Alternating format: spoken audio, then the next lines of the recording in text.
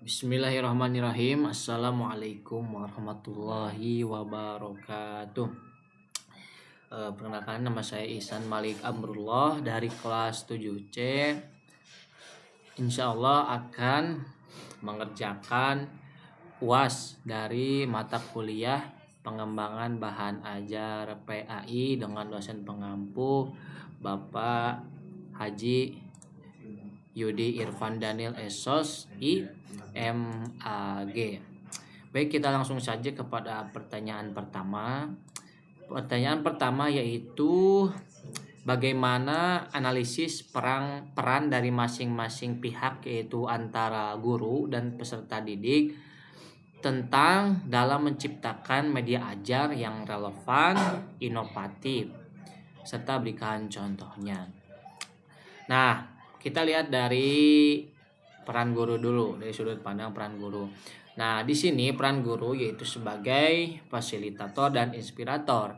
Guru itu berperan sebagai fasilitator yang membantu peserta didik dalam mengembangkan media ajar. Misalnya, dalam pembelajaran topik tentang sejarah kebudayaan Islam, yaitu tentang Khalifah Abbasiyah. Nah, di sini para guru itu bisa memanfaatkan teknologi seperti aplikasi, video, PPT, ataupun tentang video-video pembelajaran sejarah kebudayaan Islam tersebut yang nantinya bisa ditampilkan, bisa dalam laptop ataupun layar infocus yang nantinya akan mempermudah para peserta didik dalam memahami materi yang akan disampaikan. Kemudian dari peran peserta didiknya sendiri yaitu sebagai kreator media ajar. Nah, di sini peserta didik berperan aktif dalam merancang, membuat media ajar. Misalnya mereka itu ditugaskan untuk membuat suatu tugas tentang, ambil saja contohnya tadi tentang kebudayaan Islam.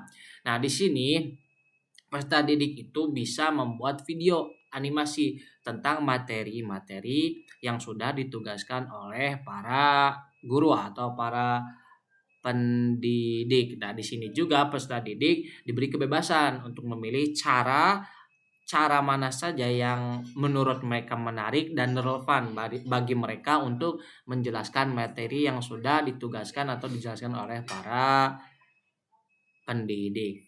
Kemudian lanjut ke soal nomor 2. Apa yang Anda ketahui mengenai konsep praktikum dalam konteks pembelajaran PAI? Nah, mengenai praktikum sendiri yaitu suatu pembelajaran pendidikan agama Islam yang merujuk pada pendekatan yang mengintegrasikan pengalaman langsung atau kegiatan praktis dalam rangka memperdalam pemahaman kita dan bagaimana kita mengaplikasikan materi ajar yang sudah kita ketahui kepada para peserta didik. Nah, berbeda dengan pembelajaran secara teoritis yang mana pembelajaran tersebut itu lebih bersifat abstrak. Nah, praktikum PAI ini bertujuan agar membantu para mahasiswa ataupun siswa mengaplikasikan setiap pendidikan agama Islam atau ajaran Islam dalam kehidupan sehari-hari melalui pengalaman langsung. Hal ini juga bisa mencakup dengan berbagai kegiatan-kegiatan seperti pembiasaan di sekolah, ada sholat duha, sholat berjamaah, kemudian ada tadarusan, kemudian dalam pembelajaran di kelas juga. Lanjut ke nomor 3. Jelaskan konsep dasar pengembangan LKS dalam pembelajaran PAI, lalu apa saja prinsip-prinsipnya.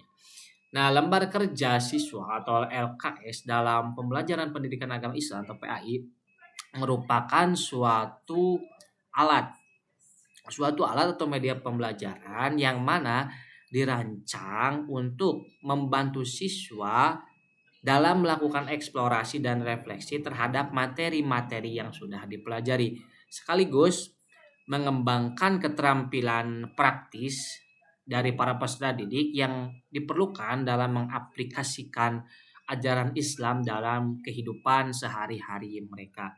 Nah, LKS dalam PAI juga bukan hanya sekedar rangkuman materi, akan tetapi berfungsi juga sebagai alat untuk melibatkan para siswa secara aktif tentunya dalam proses pembelajaran melalui kegiatan-kegiatan yang berorientasi pada pengembangan kompetensi.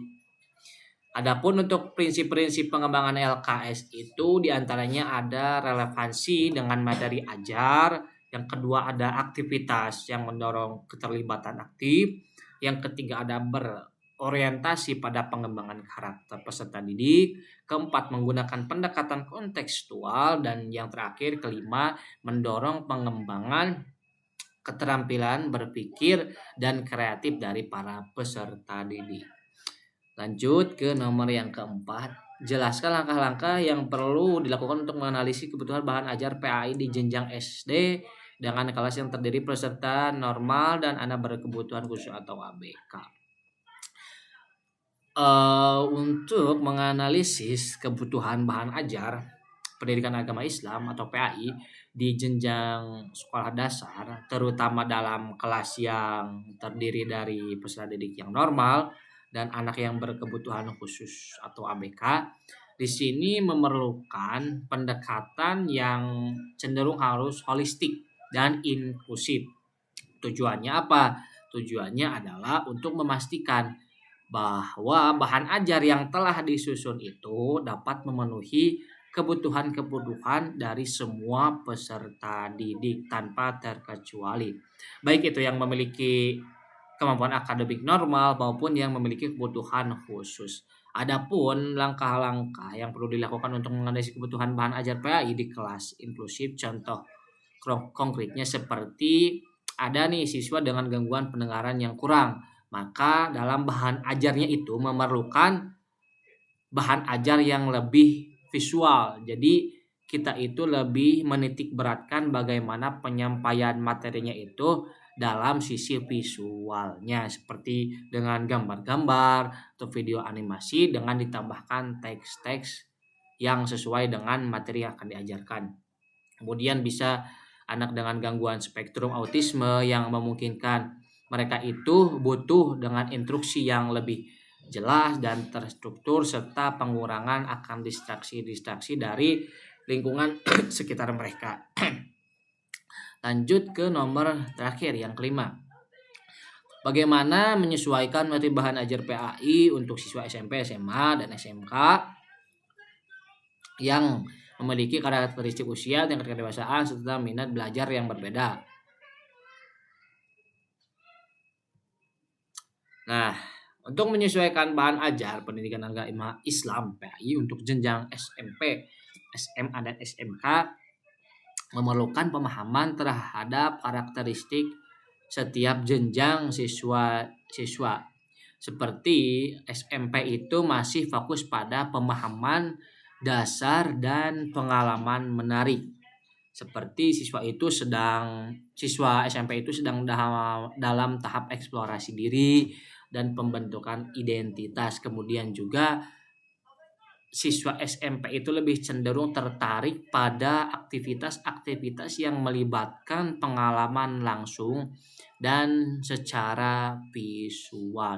Nah, di sini bisa digunakan pendekatan oleh para pendidik dengan menggunakan metode belajar yang interaktif seperti role playing, bermain peran, kemudian storytelling, cerita, atau menggunakan media visual seperti video. Kemudian untuk SMA, karena SMA itu sudah lebih fokus pada refleksi dan pemikiran kritis, karena di sini siswa itu sudah mulai mengembangkan kemampuan berpikir kritis mereka dan cenderung tertarik pada diskusi isu-isu kontemporer atau yang kekinian, maka pendekatan yang bisa dilakukan oleh para pendidik yaitu dengan melibatkan para siswa dalam diskusi kelompok seperti studi kasus ataupun seperti debatan ala masih kategori SMA dengan menghubungkan materi dengan permasalahan yang nyata yang mereka temui dalam kehidupan sehari-hari. Kemudian untuk SMK, nah untuk karakteristik dari siswa SMK ini lebih memiliki orientasi pada dunia kerja dan praktik.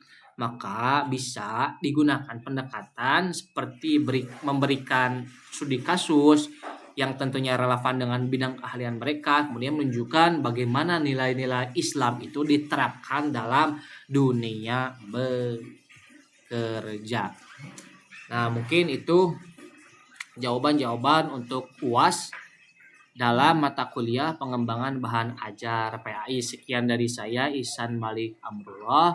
Wabillahi taufik walhidayah. Wassalamualaikum warahmatullahi wabarakatuh.